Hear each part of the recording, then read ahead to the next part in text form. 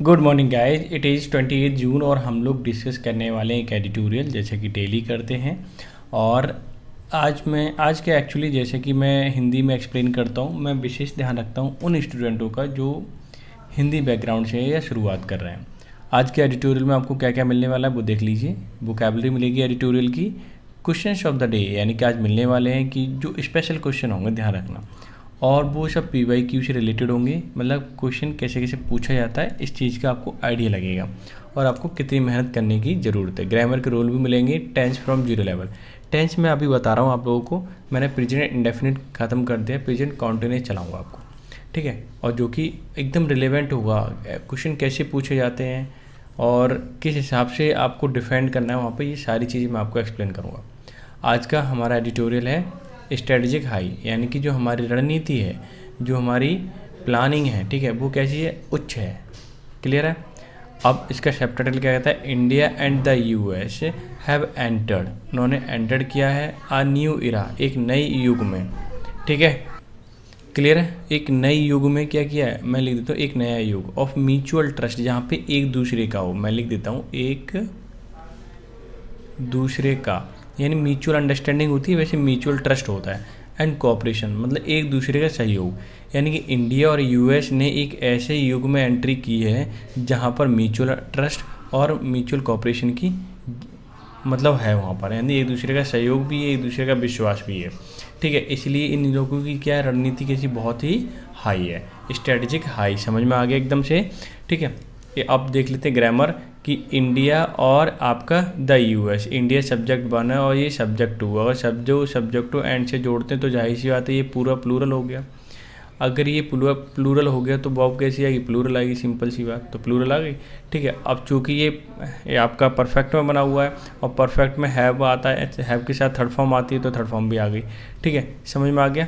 तो सेंटेंस का स्ट्रक्चर कैसे है, क्लियर हो गया वो एकदम से, ठीक है। तो सबसे पहले हम कर लेते हैं वोकैब को कवर, फिर ठीक है क्वेश्चंस ऑफ द डे जो कि आपके एग्जाम के पॉइंट ऑफ व्यू से बहुत ही इंपॉर्टेंट है। तो लेट्स स्टार्ट, देख लेते हैं आज की फर्स्ट वोकैब क्या है।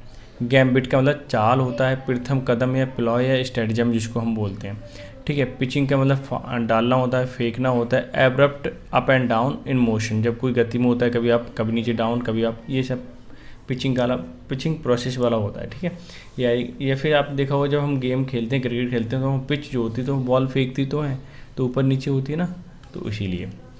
सेल्फ का मतलब बर्खास्त करना होता है, यानी कि डेफर करना, रोक देना थोड़ी देर के लिए या फिर होल्ड ओवर कर देना। वीन अभी का मतलब टू मेक सम बड़ी ग्रेजुअली स्टॉप, मतलब किसी को धीरे धीरे रोक देना, डूइंग, ये कुछ कर रहा हो तो उसे रोक देना, ठीक है। यूजिंग समथिंग, किसी चीज़ को यूज़ करके। अक्रॉस द बोर्ड का मतलब होता है सीधे सीधे होता है, एक समान रूप से, जिसे हम कहते हैं अप्लाइंग ऑल, ठीक है। कॉग्निजेंट का मतलब जानकार होता है या परिचित होता है, हैविंग और शोइंग नॉलेज और अंडरस्टैंडिंग, जहाँ पर नॉलेज वगैरह होती है चीज़ की कि ये चीज़ ऐसी है तो पहले से पता रहता है, इसे कॉग्निजेंट बोलते हैं। क्लियर हो गया। अच्छा, अब सबसे बड़ी बात यह है कि अगर ये आपको अच्छी लग रही है, आपको लगता है कि वीडियो आपके लिए हेल्पफुल है, मैं शेयर अप कर दूँ तो आप ना लाइक कर देना। अगर आपको अच्छी नहीं लग रही है तो डिसलाइक भी कर सकते हो, और बाकी तो शेयर भी कर सकते हो चैनल को, ठीक है। तो ये शेयर कर देना चैनल को जितना ज़्यादा पॉसिबल हो। अब हम चलते हैं क्वेश्चंस ऑफ द डे पर, जो कि आपके एग्जाम के पॉइंट ऑफ व्यू से बहुत इंपॉर्टेंट है। ये CGL मेंस के हैं। अब देखो कैसे कैसे क्वेश्चन पूछा जाता है। Appropriate meaning of the highlighted idiom, अच्छा ईडियम का मीनिंग बताना है। अच्छा मैं पढ़ ही नहीं रहा हूँ, ये देख लीजिए पहले ये क्या लिखा हुआ है, by the skin of his teeth, इसका मतलब होता है करीब करीब से बचना, करीब करीब से बचना, ठीक है। यू देख लीजिए, the youth involve in the accident escaped, accident से बच गया जो इन्वॉल्व था, ठीक है, बहुत ही करीब, बहुत नज़दीकी से बचा है, यानी कि डिफिशियंसी ऑफ फंड, डिफिशियंसी का मतलब किसी भी चीज़ की कमी होना, फंड का मतलब पैसे। बेयरली मैनेज टू एस्केप, बड़ी मुश्किल से, बेयरली का मतलब हार्डली हो, बेयरली, ये सब ये नेगेटिव कैनोटेशन देने वाले वर्ड हैं और इसका मतलब होता है बड़ी मुश्किल से मैनेज किया उसने बचाव के लिए, ठीक है। वेरी अरोगेंट मतलब घमंडी एक तरीके से, और ऑलवेज टेकिंग कैलकुलेटेड डिसीजन, और हमेशा एक टफ डिसीजन लेना, सिंपल सी बात ये है, ठीक है। तो अब आप ही बताइए मुझे इसमें कौन सा ऑप्शन होगा, आप मुझे बड़े आसानी से बता सकते हो। इसका जो ऑप्शन नंबर सेकंड होगा क्या होगा आपका परफेक्टली आंसर होगा, क्योंकि मैंने ईजिली सारी चीज़ों को एक्सप्लेन कर दिया है। क्लियर है। अब चलते हैं हम सेकंड क्वेश्चन पे। सेकंड क्वेश्चन क्या कहता है, अच्छा select the appropriate antonym of the underline word. अच्छा अंडरलाइन वर्ड तो है नहीं इसमें, अब मैं लेकिन बता देता हूँ। The colossal building stood amidst, मतलब बीच में, रनिंग। देखिए amidst ruins bearing sign of Victorian architecture, ये इसका जो एंटेनिम बताना है आपको, कोलोजल का मीनिंग बताना है, सॉरी मीनिंग नहीं एंटेनिम बताना है। ठीक है, अब बात आती है यहाँ पे कि इसका पहले बात तो मीनिंग क्या होता है, और फिर उसका भी वो भी बताना है, एंटेनिम बताना है वो क्या होगा। अगर हमें सिंपल सी अगर मैं बात करूँ यहाँ पे मीनिंग मुझे पता हो इसका एग्जैक्टली, तो आसानी से मैं टिक कर सकता हूँ। ऑप्शन क्या क्या है, एक्स्ट्राऑर्डिनरी, ठीक है, इनॉर्मस बहुत बड़ा, मैं ले लेता हूँ बहुत बड़ा, टाइनी का मतलब छोटा, ठीक है, और आपका क्वाइंट का मतलब अजीब सा, मैं लिख देता हूँ अजीब, या फिर स्ट्रेंज लिख सकते हो। ठीक है, अच्छा अब एक्स्ट्रा ऑर्डिनरी का मतलब क्या हो गया, जो असाधारण हो, और क्या बोल सकते हैं, विशेष भी बोल सकते हो आप, असाधारण भी बोल सकते हो, जो मर्जी है लिख दीजिए असाधारण। ठीक है, अनोखा भी बोल सकते हो, बहुत सारे वर्ड हो सकते हैं। अब बात आती है कोलोजल का मतलब क्या होता है, विशालकाय या बहुत बड़ा, या फिर ह्यूज बोल सकते हो। क्लियर है, मैं दोबारा ले देता हूँ ह्यूज, मैं थोड़ा ऊपर कर देता हूँ। अब यहाँ पे मैंने सबके मीनिंग बता दिए और एंटेनिम पूछा है कोलोजल का, तो वो क्या होगा, टाइनी होगा ओबियसली, कोई भी बता सकता है इसको तो। ठीक है, अगर मीनिंग पता हो तो। क्लियर, तो ये भी क्वेश्चन हमारा सॉल्व हो गया। ये कौन सा क्वेश्चन, ठीक है। अब नेक्स्ट क्वेश्चन पे चलते हैं हम। नेक्स्ट क्वेश्चन क्या कहता है, select the appropriate idiom that can replace the underline phrase the following the sentence. ठीक है, my father office is at a close distance from home, ये क्लोज डिस्टेंस लिखा हुआ है। ठीक है, इसका मीनिंग आपको बताना है। मैं इसे कर देता हूँ एक बार हाईलाइट, लाइन ड्रॉ करने की जगह एट आ क्लोज डिस्टेंस। ठीक है, इसका बताना है मीनिंग। तो जाहिर सी बात है क्लोज डिस्टेंस पास में, नज़दीक होना, पास या नज़दीक। ठीक है, यही होता है। अब हम बाकी सब जो ऑप्शन दे रखे हैं उसमें देख लेते हैं कौन सा ईडियम इसका परफेक्टली बैठेगा। फ्रॉम हैंड टू माउथ, यानी कि गुजारा करना।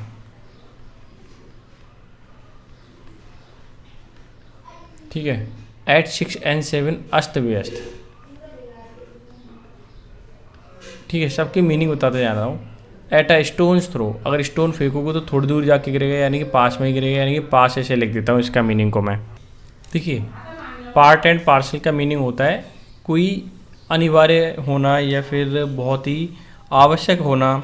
ठीक है, तो मैं अनिवार्य लिख देता हूँ इसका meaning.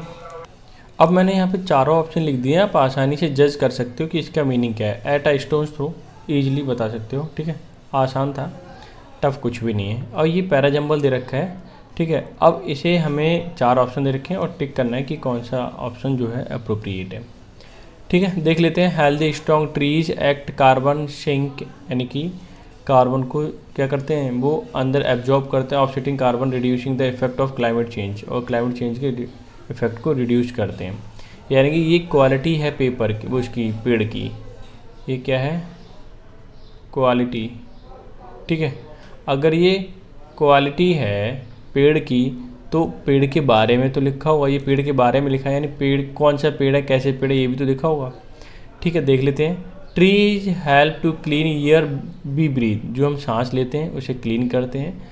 Through their leaves bark, छाल से और पत्तों से। दे एब्जॉर्ब हार्मफुल पॉल्यूटेंट, और हार्मफुल पॉल्यूटेंट को वो एब्जॉर्ब करते हैं, ग्रहण करते हैं। Release clean oxygen for us to breathe, और हमारे लिए ऑक्सीजन छोड़ते हैं ताकि हम सांस ले पाएँ। यानी कि ये काम किसका है, पेड़ का है। तो जाहिर सी बात है बी ऑप्शन हमारा क्या हो जाएगा, शुरुआती में हो जाएगा, क्योंकि पेड़ ने ही जो कुछ किया है और पेड़ के बारे में बात हो रही है।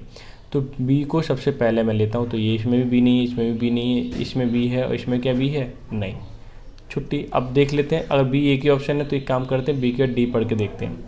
इन अर्बन एनवायरनमेंट, यानी शहर की बात हो रही है। ट्री एब्जॉर्ब पॉल्यूटेंट, यहाँ पे भी ट्री की बात हो रही है एब्जॉर्ब करने की, तो यहाँ भी हो रही है, तो बी नंबर पर यही आएगा। ठीक है, डी सही है। सी देख लेते हैं, increase level of carbon dioxide caused by deforestation, मतलब पेड़ को काटने से कार्बन डाइऑक्साइड का लेवल बढ़ रहा है। Fossil fuel combustion trap heat and atmosphere, जो कंबंशन हो रहा है फॉसिल फ्यूल का, जला रहे हैं उनको हम, ठीक है, एनर्जी लेने के लिए, तो इससे क्या हो रहा है, हीट बढ़ रही है एटमॉस्फेयर में, ठीक है। और क्या कारण हो सकता है, ये देख लेते हैं,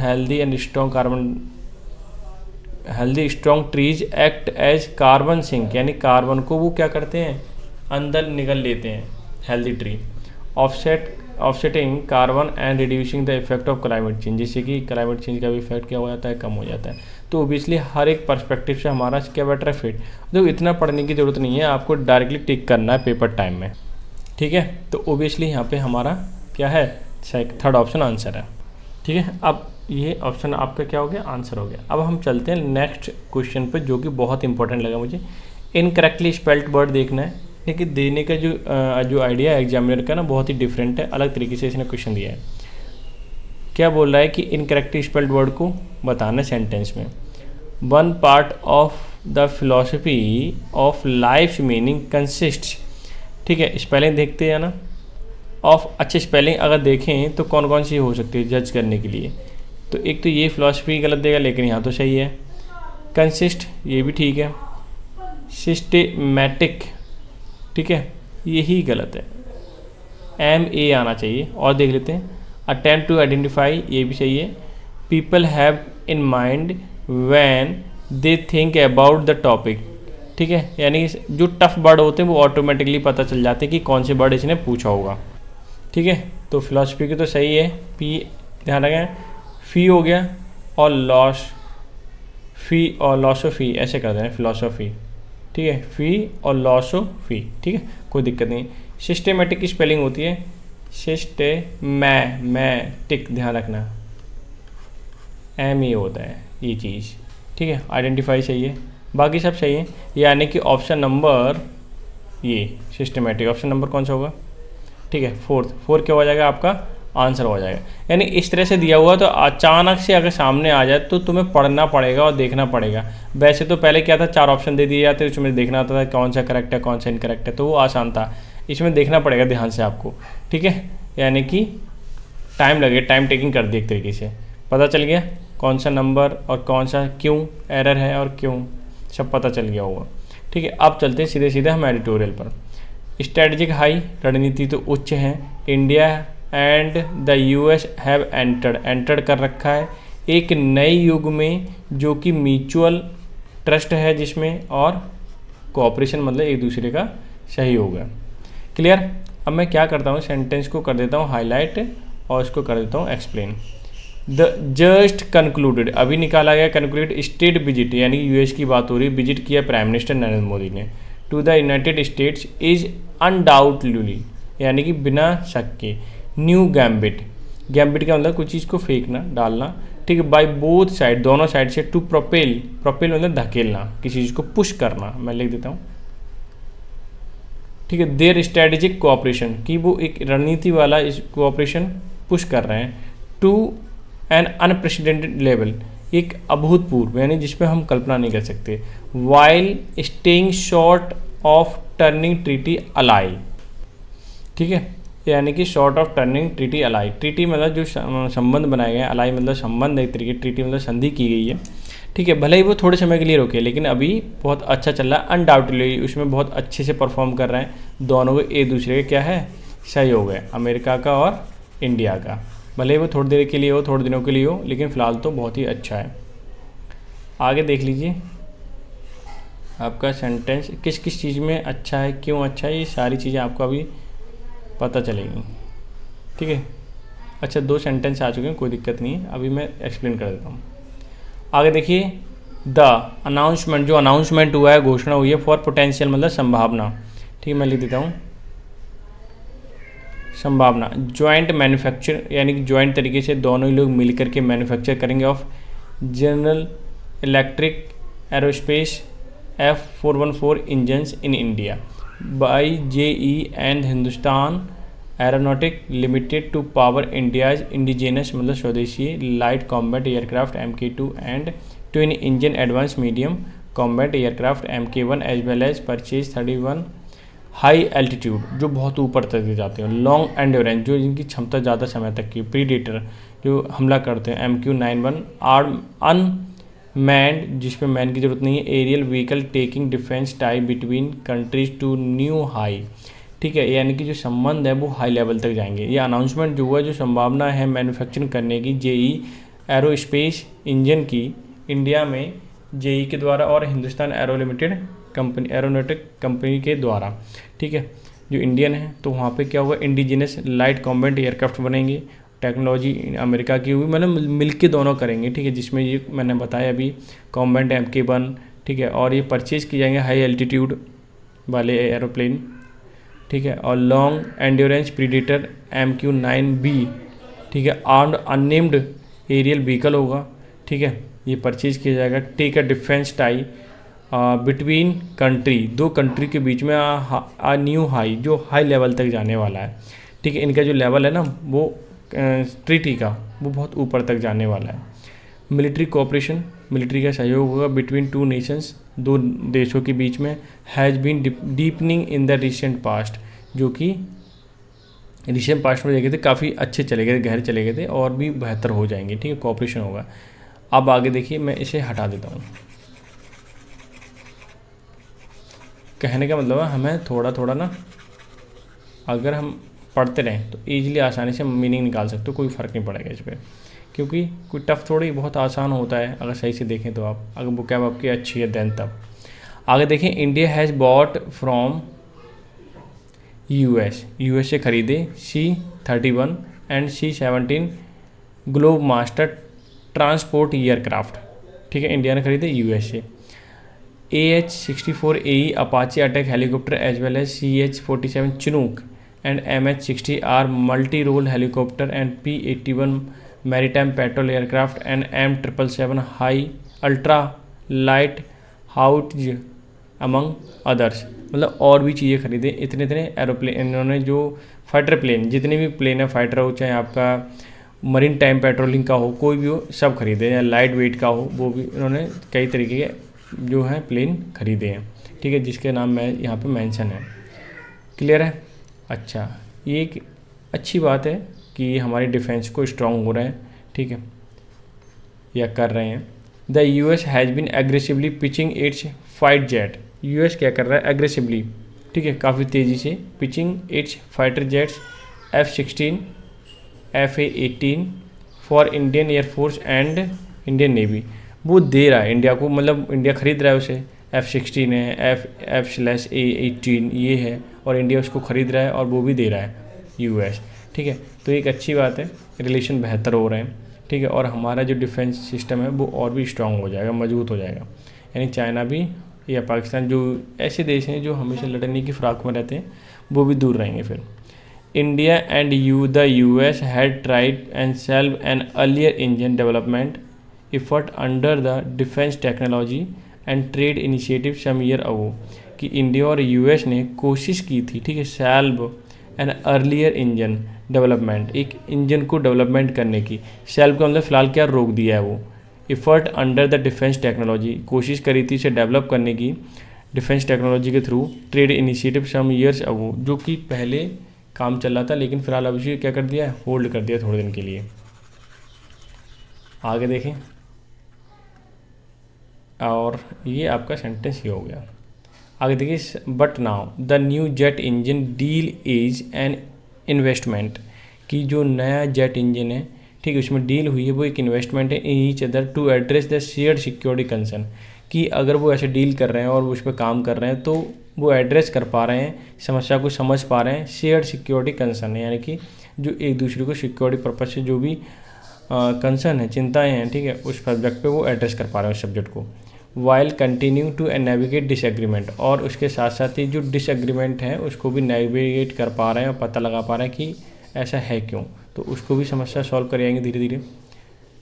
आगे देखिए, top among shared concern is China, अगर दोनों की कंसर्न देख लें, एक तो चाइना है टॉप नंबर पे, इंडिया के लिए भी और अमेरिका के लिए भी। इट्स एक्सपेंशन, अगर हम बढ़ावा करते हैं, हमारा इंडिया और अमेरिका का एक्सपेंशन होता है ट्रीटी में, इन द इंडो पैसिफिक, ठीक है, इंडो पैसिफिक में भी, the US also want to wean India away from the defence partnership with Russia in the long term. US क्या चाहता है? यूएस चाहता है बीन अवे, इंडिया को कमज़ोर करना या रोक देना किसी भी चीज़ को, कि डिफेंस पार्टनरशिप विद रशिया के साथ रहता है हमारा ज़्यादातर लॉन्ग समय से, उसको कम करना चाहता है। वो चाहता है कि अब ये अमेरिका से यानी कि अपने देश से खरीदे तो जाहिर सी बात है अमेरिका को फ़ायदा होगा। लेकिन रशिया है क्योंकि वो इंडिया का पुराना दोस्त है।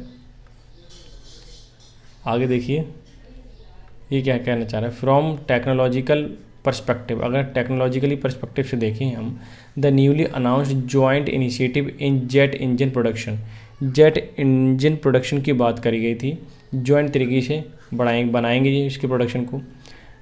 Semiconductor space technology present in opportunity for India, semiconductor space technology की बात करें या फिर प्रेजेंट में, ठीक है, सेमीकंडक्टर की बात करें तो इंडिया के लिए ये क्या है? अपॉर्चुनिटी है, मौके to develop a defence industry of its own, कि अपनी जो इंडस्ट्री को बढ़ा सके, ठीक है, डिफेंस में, and improve it's technological competence across the board, और ये अपनी जितनी भी टेक्नोलॉजिकल इक्विपमेंट वगैरह है या इसकी क्षमता है, कम्पिटेंस का मतलब क्षमता है, उसको क्या कर सके?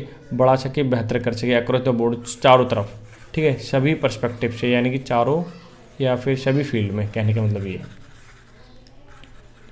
ठीक है। अच्छा आगे सेंटेंस देख लेते हैं क्या है आपका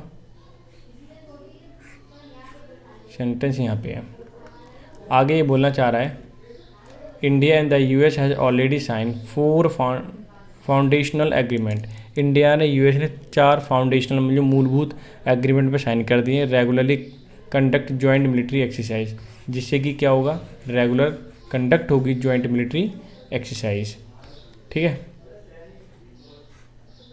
और आपका सेंटेंस आपका ये लीजिए, ये कहना चाह रहा है वाइल इट्स एम्ब्रेंस, एम्ब्रेंस का मतलब किसी भी चीज़ को लेना, ठीक है, with US is getting stronger, ठीक है, इसकी जो एम्ब्रेंस है, गले मिलना एक तरीके से बोल सकते हो यहाँ पे, ठीक है, या जो कॉन्टैक्ट हो रहा है वो गेटिंग स्ट्रॉन्गर, वो मजबूत होते जा रहा है अमेरिका के साथ, डीपर होते जा रहा है, मोर कॉम्प्रिहेंसिव, एक दूसरे को समझने वाले होने वाले हैं, ठीक है। इंडिया इज़ आल्सो कॉग्निजेंट, ये इस बात को जानता है, of need the maintain strategic autonomy, ठीक है, कि उसकी जो स्ट्रेटजी है उसको ऑटोनॉमी फॉर्म में बदले, ठीक है, ये ज़रूरत है भी उसको मेंटेन करने की, ठीक है। Strategy at the moment focused on creating a new bipolarity in the world which India is not comfortable with, ठीक है। ये कहना क्या चाह रहे हैं कि इंडिया, पहली बात तो अमेरिका के साथ इनके रिश्ते बेहतर हों, और इंडिया इस बात को जानता है ऑफ नीड, जो ज़रूरत है अभी मेंटेन करने की, स्ट्रेटजी ऑटोनॉमी, स्वसत्ता, ठीक है, यूएस स्ट्रेटजी के साथ। एट द मोमेंट, इस समय, the focus on creating a new bipolarity, की बाईपोलैरिटी मतलब 2 भागों में बांटा जा रहा है दुनिया को, ठीक है, इन, ठीक है, विच India is not comfortable with, जिसके साथ इंडिया बिल्कुल भी कंफर्टेबल नहीं है। जैसे कि चाइना अलग स्ट्रेटजी से चलता है, ठीक है, क्योंकि चाइना की इकोनॉमी बहुत बड़ी है, और अमेरिका अलग, तो एक तरीके से ये डिवाइड हो रहे हैं, ठीक है, क्या हो रहा है? डिवाइड हो रहे हैं, इन पूरी दुनिया को डिवाइड कर रहे हैं, ठीक है, उस चीज़ की बात कर रहा है, और इस चीज़ में इंडिया कंफर्टेबल फील नहीं करता है। India desire to protect its border, India की डिज़ायर है प्रोटेक्ट करना बॉर्डर को, सॉवरेनिटी को, अलाइन विद यूएस इंटरेस्ट, जो कि यूएस इंटरेस्ट के साथ, यानी कि यूएस के साथ थोड़ा सा अभी मैच कर रहे हैं, ठीक है, थिंकिंग मैच कर रही है। This is a new era, ये एक नया टाइम आ चुका है म्यूचुअल ट्रस्ट का बिटवीन 2 कंट्रीज़ के बीच में, and it should act as a force for stability in the region, ठीक है, इट शुड करना चाहिए, एक्ट काम ऐसे, force to stability in the region, कि उनके क्षेत्र में क्या हो? स्टेबिलिटी हो, ठीक है, दोनों के क्षेत्र में कह सकते हो, इस तरह से काम करना चाहिए, एक दूसरे से सहयोग करना चाहिए, ठीक है, और डिवाइड करने की कोई ज़रूरत नहीं है, ठीक है। तो ये था आज का एडिटोरियल, आई होप सो आपने एंजॉय किया होगा। अब हम चलते हैं, एक बात मैंने ये बोली थी, प्रेजेंट कॉन्टिन्यूस को मैं कराऊंगा इसमें, जैसे कि कोई कॉन्टिन्यूस का मतलब किसी काम का लगातार होना, ऐसे पाया जाता है, ठीक है। अब लगातार, जैसे कि अगर मैं इसकी स्ट्रक्चर की बात करूं, क्या हो सकता है? देखिए आप सबसे पहले सब्जेक्ट लगाओगे, एज, आर एम, नॉट की जरूरत तो नॉट लगाना, और वर्ब की फर्स्ट फॉर्म में क्या जोड़ दोगे, आईएनजी प्लस ऑब्जेक्ट। ठीक है, आप देखिए कि इज लगता है वो सिंगुलर सब्जेक्ट के साथ, लिख देता हूँ। ठीक है, आर प्लूरल के साथ लगता है और एम आई के साथ लगता है। नॉट की जरूरत तो तभी लगाए। आईएनजी फॉर्म इसलिए लगा रहा है क्योंकि कोई काम जारी है। ठीक है, ऑब्जेक्ट तो आएगा ही, फुल स्टॉप लग जाएगा उसके बाद। अब जैसे मैं एक सेंटेंस लिखता हूँ, जैसे मैं वहाँ जा रहा हूँ, तो आई के साथ एम लगता है, आई एम, फिर गो, इसमें आईएनजी जोड़ दूंगा, गोइंग देयर। ठीक है, तो इस तरह से बन जाएगा।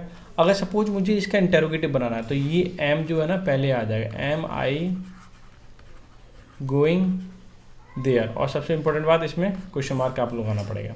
अब जैसे मैं वहाँ क्यों जा रहा हूँ, क्यों क्वेश्चन वर्ड आ गया, जितने भी क्वेश्चन वर्ड है, क्यों है, कब है, कैसे, ये सब। ठीक है, उसके लिए आपको पहले लगाना पड़ेगा क्वेश्चन वर्ड।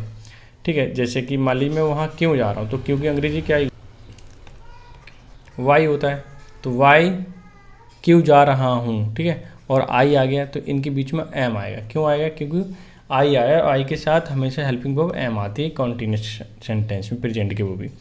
तो why am I going there. तो मुझे लगता है ये तो सबसे सरल सेंटेंस है, इसको तो कोई भी बना सकता है। ठीक है, जब हम कल परफेक्ट सीखेंगे तो बहुत आसानी से समझ पाओगे आप, और बहुत बेहतरीन तरीके से। ठीक है, और मैं थोड़ा सा इस पर ना लिख लाऊंगा ताकि और भी अच्छा लगे आपको समझने में। क्लियर? तो आज का ट्यूटोरियल भी समझ लिया होगा, रूल भी समझ लिए होंगे इसके। ठीक है, जो टेंस के रूल थे, और एडिटोरियल तो पूरा पढ़ ही लिया, वो कैब आपने ले ली। अब चलते हैं नेक्स्ट सेंटेंस पे, नॉट नेक्स्ट सेंटेंस पे। सब कुछ तो ओवर हो चुका है। ठीक है, और take care, have a good day, bye bye.